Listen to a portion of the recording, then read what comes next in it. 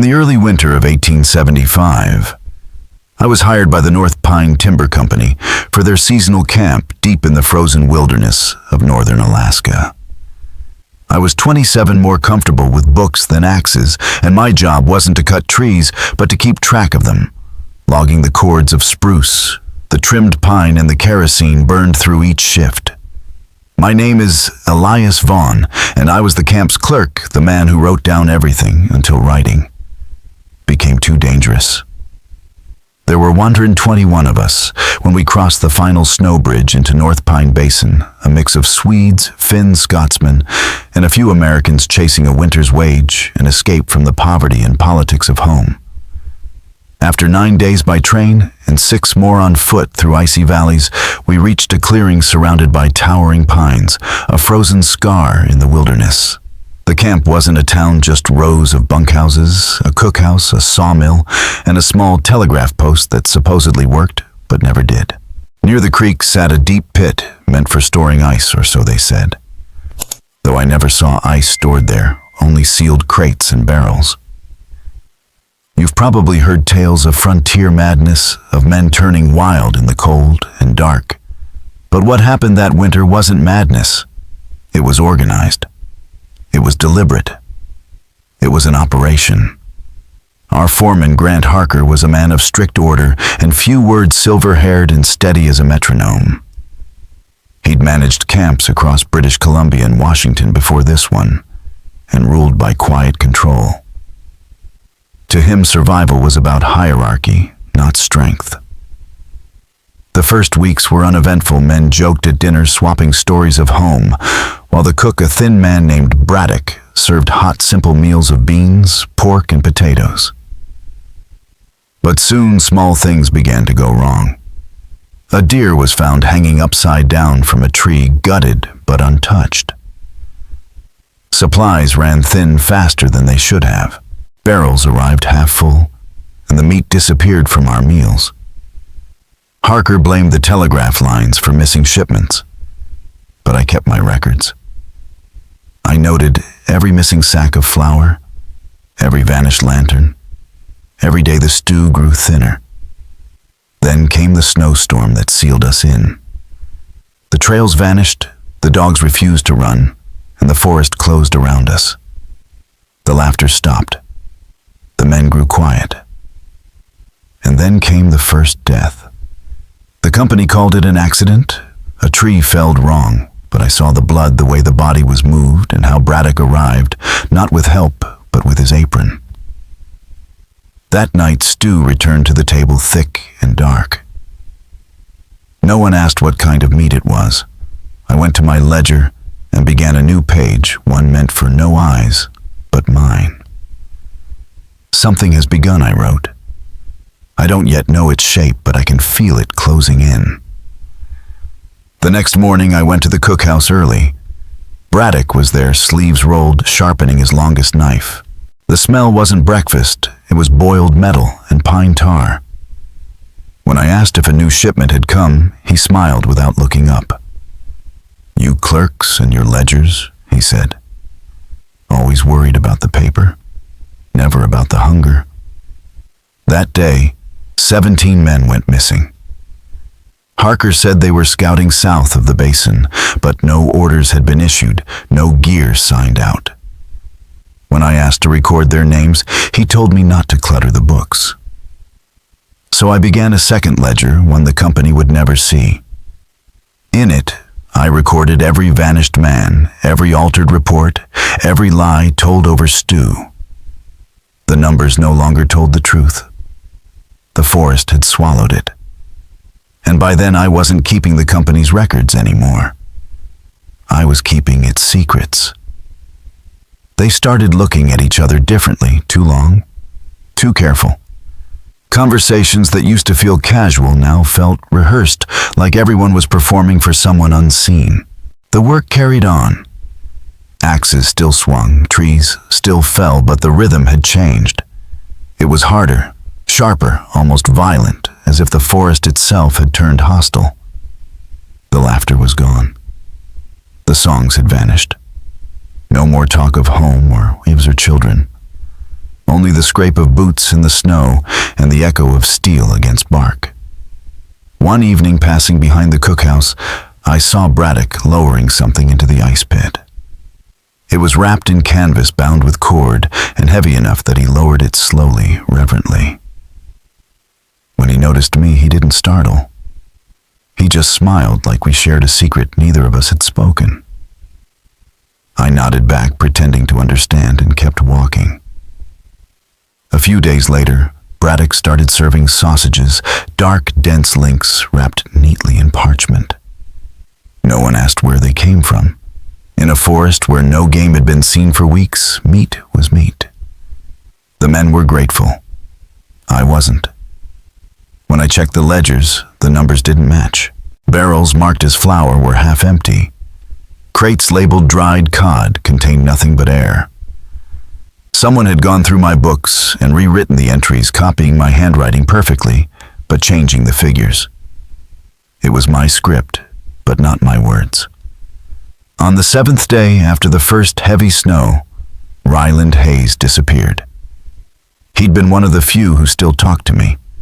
We played cards sometimes. The night before he vanished, he'd traded me 2 tins of tobacco for writing paper. He said he was drafting a letter home. Men who plan letters don't walk off into the snow without their boots. Harker told me men wander sometimes, that the cold gets in their heads. I didn't believe him. The next meal brought more sausage. I stopped eating it. Instead, I wrapped each portion in oilcloth and hid them under the floorboards of the supply shed, labeling them with dates. I didn't know why yet, only that I'd need proof. A few days later, another man vanished, Arvid Knudsen, a quiet Swede who never spoke unless spoken to. His bunkmates said he'd gone out to chop wood and never returned. But his axe was still by the sawmill, spotless and dry. I went to Harker again. "Sir," I said carefully, "we've had no supply trains, no messages from the company, and men are disappearing. If there's a plan, I need to know for the record." He studied me for a long moment. "Do you think I don't know what's happening, Mr. Vaughn?" "No, sir." "Then understand this order depends on confidence. If you start asking questions too loudly, you'll make men nervous. And nervous men do foolish things." I left his cabin with my pulse in my throat. That night I dreamed of knives, tapping bone ropes creaking, and voices whispering from the pit. When I woke, there was a note tucked into my ledger. Not in my handwriting. It said, "Keep quiet, eat well, stay useful." It wasn't a threat. It was instruction. Whoever wrote it wanted me calm, compliant, a cog that still turned smoothly. The next morning before dawn, I saw Braddock again heading toward the pit, dragging a small sled. Harker was waiting for him. They spoke quietly, their heads close, their posture relaxed. Not conflict coordination. Harker handed Braddock a folded paper. Then they went their separate ways. When they were gone, I walked to the pit's edge. It was deeper now. The sides were slick with thawing ice. At the bottom, something dark gleamed wetly beneath the frost. The air smelled metallic, like old blood and cold iron. Later that afternoon, Harker summoned me. He said the company needed stricter oversight on worker productivity, chop counts, hours, waste efficiency. He gave me a list of 12 men who'd formed new core teams. None of the missing names were on it. "What about Hayes Knudsen?" I asked. "Unreliable," he said without looking up. "Not part of the structure." That night I watched from the shadows as those 12 men met in Harker's quarters, Harker, Braddock, and 3 foremen among them. The meeting lasted an hour. When they emerged, they didn't speak. Their faces were calm, their eyes colder. The next morning, Laurent Jorvik was crushed under a loose pine trunk by the creek. Braddock arrived first, not with a stretcher, but with his apron and a canvas roll of knives. Jorvik's body never reached the medical tent. No one asked where it went. That night I checked the crate of sausages I'd hidden. They'd begun to rot. The cold wasn't enough to preserve them. I tossed them into the snow behind the shed. As I turned to go, a figure stepped from the shadows, Orly the supply monitor. "You shouldn't keep things you're not meant to," he said quietly.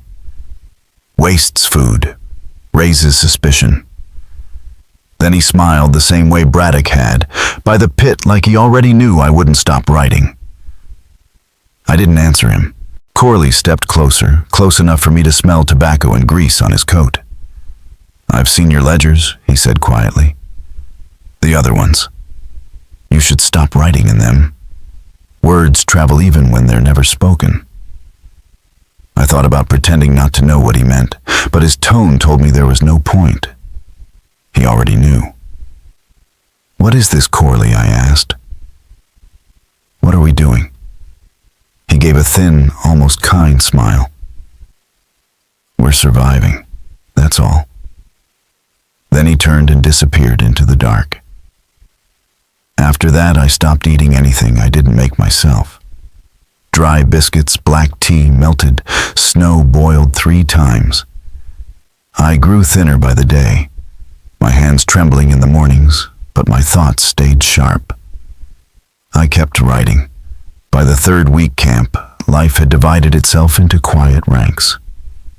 There were the men who ate from the foreman's private stores and those who ate from Braddock's pot. The first group looked healthier, stronger. The second withered, yet no one complained. No one left. The snow trapped us, yes, but so did the realization that help would never come. Silence had become its own kind of safety. One night I found a small wooden token tucked under my pillow. It was carved with a symbol, a saw blade wrapped in flame. I didn't know what it meant, an invitation, a warning, or both. I kept it anyway, tracing the grooves with my thumb each night before hiding it under the floorboards beside my secret ledger. The next morning, Wexley Coates was reassigned. He was young, broad-shouldered, always laughing, one of the few sparks left in camp. Monroe told him to work the southern tree line alone, where the snowdrifts hid sudden drop-offs and shifting logs. I protested. "Strong men don't work alone in the South Woods," I said. Monroe just stared at me. "They do now." Wexley never came back. No search was organized. The next day, Braddock rose early, his cook fires burning hotter than usual. That night, stew was served again, richer, thicker, and with meat that tasted faintly sweet. The portions were larger. The men ate in silence, eyes glazed, savoring each bite as if it were communion. I didn't touch mine. Watching them lick their spoons clean made me feel colder than the air outside. When I returned to my bunk, the token was gone. My papers were untouched, my ledgers undisturbed. Someone had been inside my cabin, careful and deliberate. It wasn't punishment. It was a message I was being watched and measured. The next afternoon, I saw something that stripped away any last shred of doubt. Behind the storage shed, Corley and Monroe were talking in low tones to a third man whose face was hidden beneath a dark hat. When he looked up, I saw the eyes, Braddock. Between them on a crate lay one of my ledgers, the private one pages rustling in the wind. I ducked behind a stack of timber before they saw me, heart hammering so hard I thought the sound might give me away. That night I found a new ledger waiting on my bunk. Blank. Untouched. No note, no mark, just a silent command: rewrite it or else. I didn't sleep. The following morning, something unexpected happened. Stennis, one of Harker's chosen men, collapsed mid-shift. No warning, no wound, just dropped to his knees and didn't move again. Harker arrived within minutes, calm as always. He nodded once, and Braddock and Corley lifted Stennis by the arms and carried him away toward the cookhouse. Not the infirmary, the cookhouse. I followed at a distance through the snow, staying low. They disappeared behind the building toward the pit. They didn't come back. Hours later, the air filled with the smell of roasted meat, rich, oily, unmistakable. Men gathered early for dinner bowls in hand, waiting without a word. When the doors opened, they filed in as though attending mass. I couldn't follow them. Instead, I walked to the southern tree line to where Wexley had been sent. The trail ended at a ravine. In the snow, I found a single glove, leather one finger missing. I remembered it from the card games the seams turned out. There was blood dark and frozen stiff. The drag marks led nowhere, already half buried by new snow. I carried the glove back to camp and left it on Harker's porch. No note, no accusation, just a reminder that someone was still keeping count. The next morning I was reassigned. "No more clerking," Harker said. "Change of pace. See what real work feels like." He handed me an axe with a chipped edge and sent me west alone. I chopped until dusk, my fingers raw and numb, each swing echoing in the stillness. I thought about running, but in every direction the forest was endless and white. There was no horizon, no path, no chance. If I tried to flee, they wouldn't bring me back. They'd make sure I never came back. So I kept chopping. That night, I returned to camp, my body aching, my mind half numb. No one spoke to me. No one looked at me. But I knew they were watching. Later, under the cover of darkness, I went to the storage cabin. Inside a locked chest were the camp's 3 ledgers, supply, labor, and shift records. I still had a key. By candlelight, I examined them one by one. The labor book looked fine, wages, hours, rations, all tidy. The supply ledger was stranger. Whole pages had been cut out cleanly, and what remained was filled with strange euphemisms, special provisions, reserve cuts, organic fallback. None of these phrases existed in company protocol. Then I opened the shift ledger. Tucked inside the back cover was a folded, stained sheet, written in a different hand, one I didn't recognize. It wasn't labeled. But I knew before I even unfolded it that whatever it said would finally tell me what North Pine really was. It wasn't organized by days or weeks, just a list of names and notes, like suitable condition, isolated, minimal disruption. Most of the names were crossed out, and everyone matched a man who had disappeared. My hands shook when I reached the bottom. The most recent name not yet struck through was Anton Hilke, a quiet man from the Bohemian border, strong, gentle, always one of the first to rise. The date beside his name was tomorrow. I stayed awake that night, trying to decide what to do. I could warn him, but that would expose me. Or I could stay silent and preserve what little safety that bought me. But the thought of his bunk, empty, his boots gone, his name erased from the rolls, it gnawed at me. At breakfast, I sat beside him. He looked surprised, but smiled. We'd never spoken much. I asked if he'd been sleeping well. He said the nights were louder lately, that he heard chopping by the cookhouse when no one should be working. I told him quietly that his name was on a list and that he should fake an injury. Something small, a wrist and ankle, anything to keep him off duty. He stared for a long time before asking, "You're part of it, aren't you?" "No," I said, "but I can't leave." He nodded once. That was enough.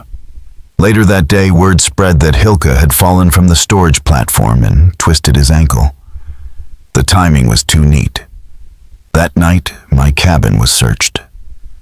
The lock was broken clean, the blankets disturbed the floorboard, pried up. My secret ledger, the one that told everything, was gone. No note this time, just silence. But at dinner, my bowl came last, and when I sat down, every man at the table watched me just long enough to let me know they knew. I didn't eat.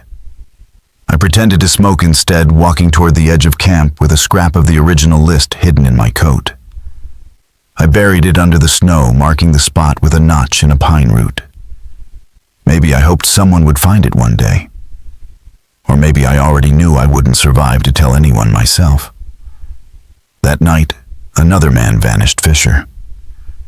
His name hadn't been on the list, which meant there was another one. Someone else was keeping records now. But no one searched for Fisher. No one even spoke his name. His bunk stayed untouched, the blanket-folded boots perfectly aligned as if he'd only stepped out for air and would be back any moment. It wasn't oversight. It was ritual. A warning. The next evening, Harker told me to help inventory a section of the storage tent I'd never been inside before. He said the lock was jammed. Inside were crates marked with initials and dates that didn't match any company manifest. In the center sat a red leather chest with an iron clasp. Harker opened it without hesitation. Inside was a thick ledger, hand-labeled with a familiar symbol, a saw blade wrapped in flame. The pages were filled with neat clinical handwriting. Each entry recorded a name, a date, physical measurements, weight, muscle mass, temperament, followed by yield potential and preparation notes. Then came the methods: boiling, smoking jerky. At the bottom of each page, a box marked overall quality. My stomach turned. "This isn't a record," I said quietly. "It's a recipe book." "No," Harker replied evenly. "It's a survival protocol." I looked up. "There's another one. Someone else is keeping track." He didn't deny it. "Accuracy improves with collaboration," he said. Then turned and left me there with the ledger still open. I didn't take it. I didn't dare. But I memorized the last entry. Anton Hilke, January 3rd. Withheld due to injury. Reevaluate on recovery. Lower yield expected if atrophy sets in. I had only bought him time. That night I found Hilke by the river's edge, soaking his injured foot in a basin of melted snow. His eyes were hollow. "I saw the fire last night," he said. "Braddock was boiling something again." "It wasn't you," I told him. "No," he said. "But it was someone." I didn't tell him about the ledger or the yield box. I just shared a piece of my last biscuit. "We have to go," he said. "There's nowhere to go," I replied. "There's the river," he said. "It's frozen. Then we cross it." He looked at me steady and certain. "You've seen the books, haven't you?" "Yes." "Then you know they'll never stop." "Not until they've run out of names." And I realized he was right. This wasn't desperation anymore. It was a system. The plan we made was simple because it had to be. We'd leave before first light with only what we could carry: a hatchet, a rope, a bit of food, and the few pages I'd hidden away. We'd follow the tree line south to the frozen river and cross it.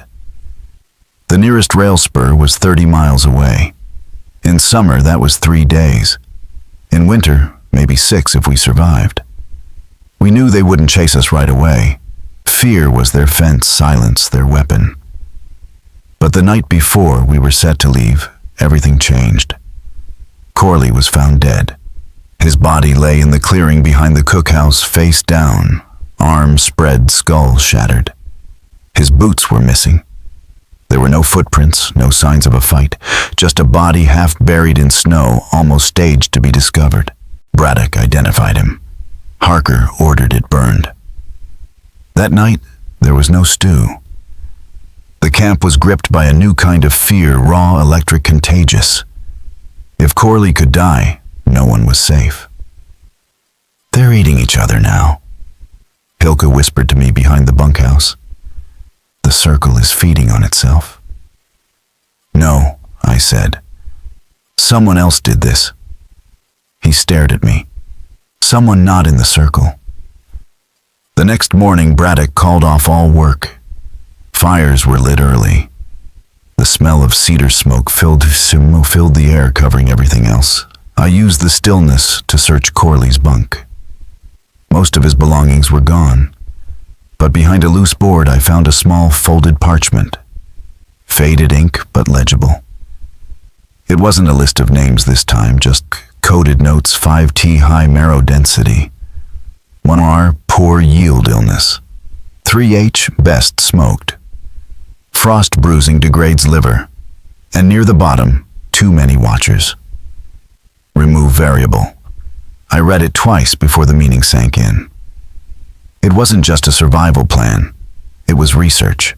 They were experimenting, refining, optimizing, learning how to make the unthinkable sustainable. The last line read, "Braddock keeps the ratios. Harker keeps the silence. But someone else is choosing." I left the note where I found it. That night, Hilke was gone. His bunk empty, boots missing. No one said they saw him leave. No one even looked surprised. I checked the old marker where I'd buried the scrap of the first list. The snow was undisturbed, but wedged into the bark of the pine above it was a wooden coin, the saw blade and flame carved into its face. Whether he'd left it for me or someone had taken him and left it as a warning, I couldn't tell. Either way, I was alone again. The cookhouse was always locked after dark, but I'd watched long enough to know Braddock often forgot to latch the side window. That night, while the camp moved like ghosts through its silent routines, I slipped out, circled wide, and crept through the black spruce behind the cookhouse. The snow was soft enough to swallow my steps. I eased the window open and climbed inside. The air was cold and still. The fire was low. Pans and knives hung in perfect order. Cleavers, saws, scrapers, all gleaming faintly in the lantern light. And beneath the faint scent of cloves and vinegar, I could smell it, the metallic sweetness of blood that never really left the room. At first, everything looked ordinary. The same cold precision, the same sterile order Braddock prided himself on. Then I found the drawer. It was built into the underside of the butcher's table, perfectly flush with the wood. No handle, just a faint groove. I pried it open carefully, the sound of the wood scraping on wood far too loud in the still air. Inside were two things, a leather-bound book and a bundle of index cards tied neatly with twine. I started with the cards. Each was numbered, marked with initials and dates, followed by notes written in Braddock's tight, clinical hand. Early frostbite, discard feet. Ideal age range. Pre-oaked meat softens marrow. Every line felt like a step deeper into a mind that had long since abandoned humanity. Then I opened the book. What I found inside wasn't a ledger, it was a doctrine. Braddock had built an entire system, a taxonomy of men reduced to traits and usefulness. He had divided the camp into classes by strength, social bonds, obedience, and the likelihood they'd be missed. He'd marked each name with letters F for foreman-approved, P for potential, X for excess. There were diagrams, sketches of muscle structure charts, tracking yield ratios, and written beside some names, short behavioral notes: responds poorly to hunger, fear easily contained, cooperative under duress. Toward the end, I found my own name, Elias 5, underlined. 3 columns beside it read, "Observer not yet, compliant and possible replacement." Replacement for what I didn't yet know. I flipped to the final pages, searching for Hilke's name. But what I found instead made the blood leave my hands. Across 2 pages was a symbol, a ring of figures standing in a circle, one bound in the center. Above them was a word I didn't recognize. Not English, not German. Something constructed, invented. Beneath it was a date, January 10th, 4 days away. And a note, the first real test. I froze, the book still open in my hands. Then I heard it breathing. Not footsteps, not voices, but low, ragged breathing coming from below. I crept toward the pantry and found the trap door I'd always assumed led to storage. I opened it slowly. The smell hit me first, mold-damp wood, and something sour and unmistakably human. I climbed down. The cellar was small and lit by a single oil lamp that swung slightly from a hook. Crates lined the walls. Most were sealed, but one wasn't. Beneath a thin wool blanket lay Hilka alive barely. His skin was pale as a paper lip's cracked wrists tied with coarse rope. When he saw me, his eyes fluttered open. He tried to speak, but no sound came.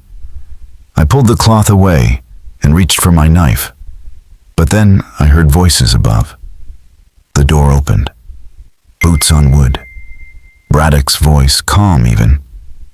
"He's not ready yet," he said. "Let him stew a bit longer." Then the trap door closed, sealing us in.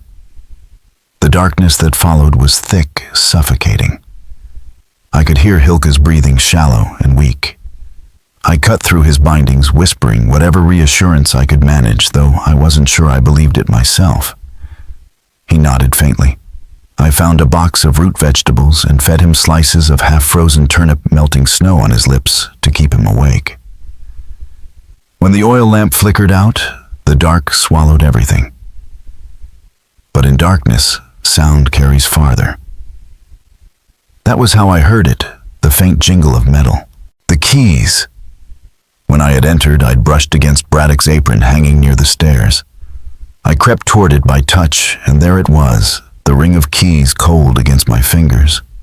6 in total. I knew one for the cellar, one for the storage tent, one for the northern sled yard. The others were mysteries. I eased the latch open. The trap door wasn't locked, only sealed from the weight above. Braddock must have thought no one down here would ever have the strength or the nerve to try. He was wrong. I pushed the door open just enough to slip through, then pulled Hilka after me. He was trembling his legs, barely holding. I threw his arm over my shoulder, and together we staggered into the adjoining storeroom. I'd never been inside before. It wasn't storage, it was preservation. Shelves lined the walls, but not with food, with clothing. Coats, boots, gloves, all tagged with parchment labels, names, heights, weights. Fisher, Knudsen, Wexley coats, even Corley. Each piece was cataloged like inventory. In the corner were ledgers stacked neatly in rows. Not Braddock's, not mine. New ones. I opened the first. Across the top of the first page, selection sequence, January 10th, 13 names followed. Not just Hilka, not just me. Each entry was categorized, final portion smoking candidate reserved for demonstration. The word caught in my throat. Demonstration. Hilka whispered it too. This wasn't about survival anymore. It was ceremony, a display of control. The camp wasn't feeding on the weak, it was purging the visible.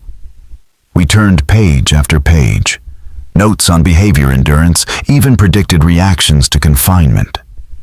Each man was being studied before being used. "We have to burn it," Hilka said. I wanted to. God, I wanted to.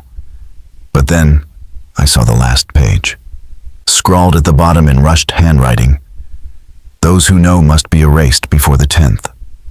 Vaughn is watching. Hilka is unstable. Elias must be processed early if interference continues. Processed. The word made my skin crawl. We weren't witnesses anymore. We were evidence, and evidence was meant to disappear. I stuffed the ledger under my coat. Hilka took the keys. We slipped into the snow, keeping low, moving slow. The camp was dead quiet. The air felt hollow, the world muffled under its own weight.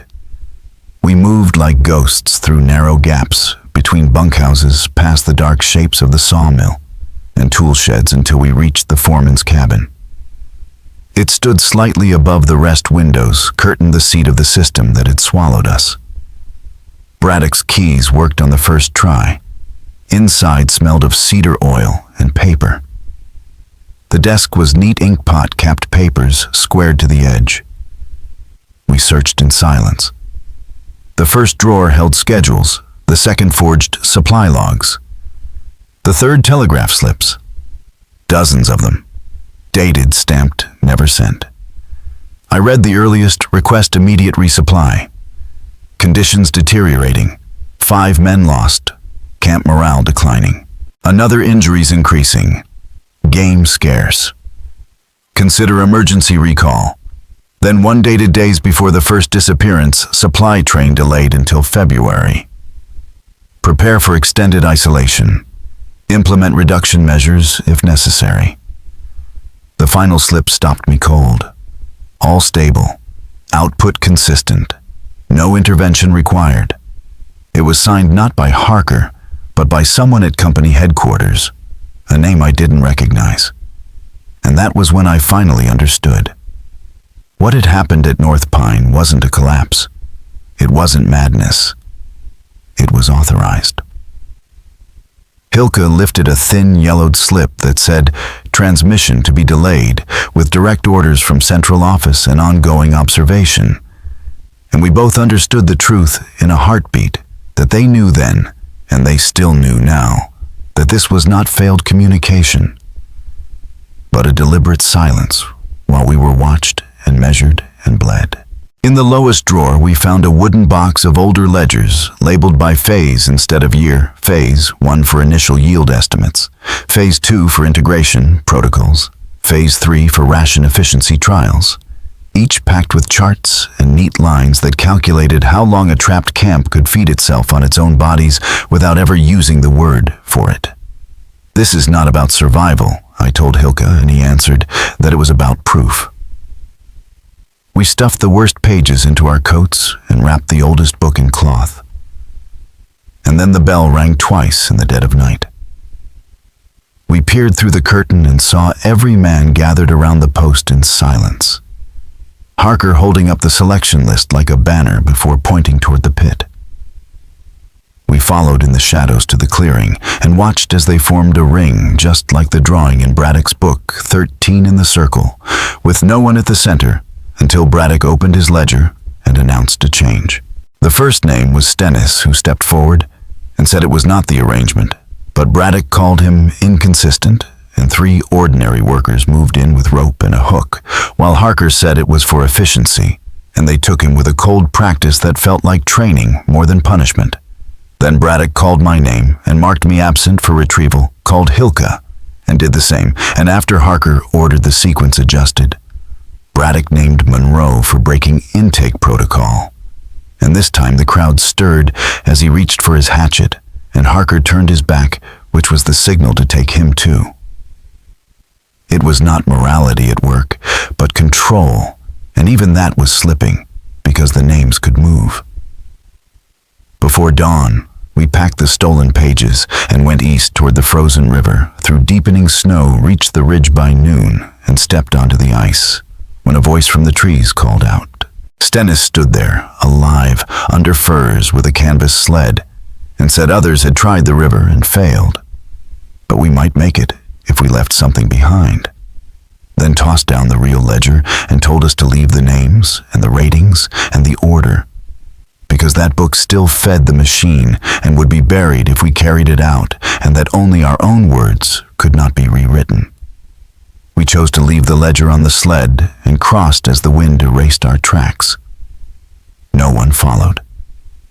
2 days later, we found an outpost sunken in the valley called Pine Station 4C, dead quiet under a slumped roof and split chimney with a hand-painted board nailed to the wall, listing 12 logging camps, most crossed out. Only North Pine and Stonehook untouched, and beside the names carved into the logs was a symbol I knew from the first real test. A circle with 3 vertical bars. It was never just us. We were one phase of a larger plan, and the broken telegraph on the wall with frayed wires was only there to remind us that the silence had always been on purpose. There was no power in the telegraph. I tapped the key again, but it stayed dead. Hilke slumped beside the wall, exhaustion written across his face. "Even if we make it to the next town," he said quietly, Who's going to believe us? I sat next to him, staring at the useless machine. They won't, I said. Not unless we show them something real. We left the book, he reminded me. Maybe that's the only reason we're still alive.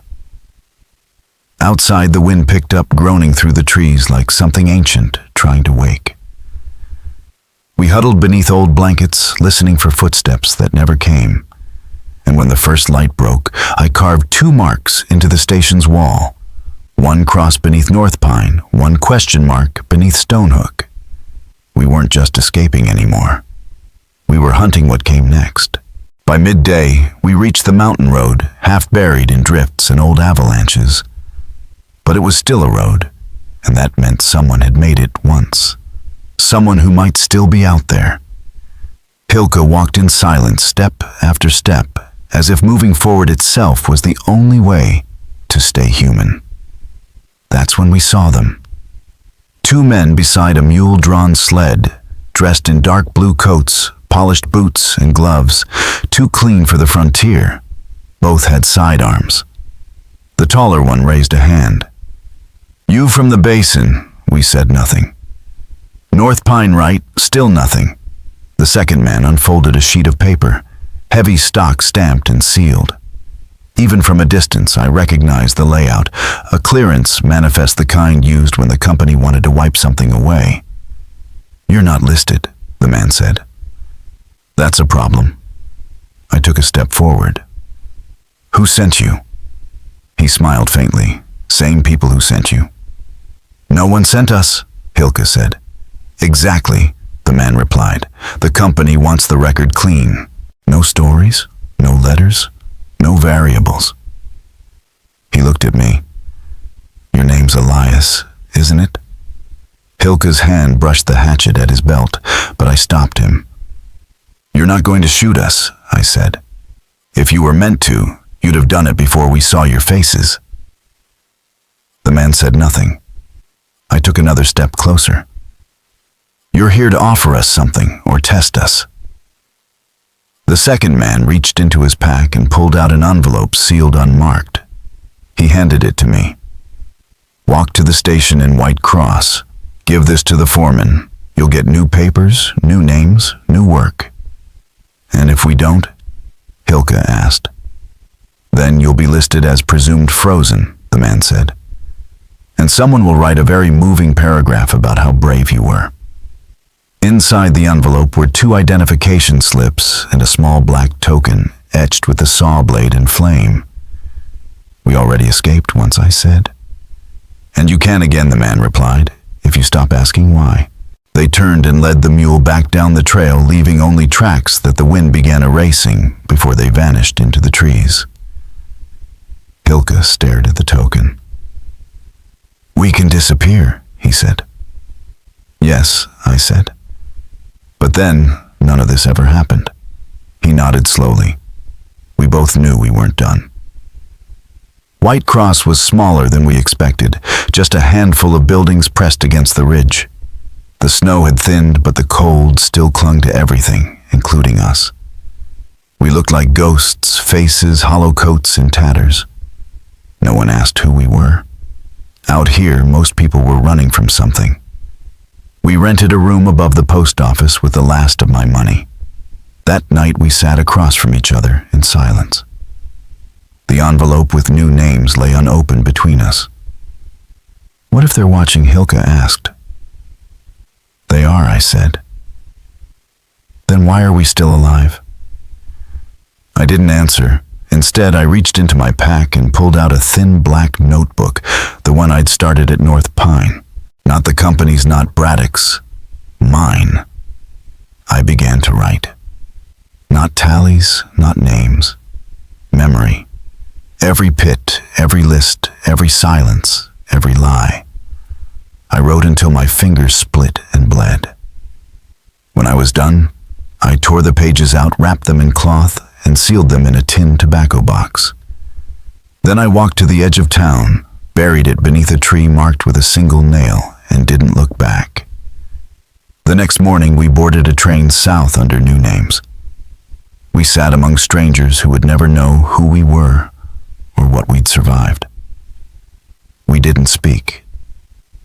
We watched the forest slide past mile after mile of pine, endless, indifferent, and we lived. Years later, in 1911, a federal investigator reviewing Union Rail Holdings accounts uncovered a sealed file marked Timber Non-Compliance Phase 3. Inside was a folder labeled North Pine Basin, 1875, and a weathered tin box filled with handwritten pages signed EV. No one at the company could explain where it came from. The case was sealed, the records locked away. But a copy of those pages found its way to a journalist in Anchorage. He never printed them, but his daughter later gave them to a historian named Margaret Albright. In 1958, she published an essay titled Camp 17 and the Math of Flesh. Few read it. Fewer believed it. But one line from those pages survived. If survival means silence, then let me speak. Let me scream.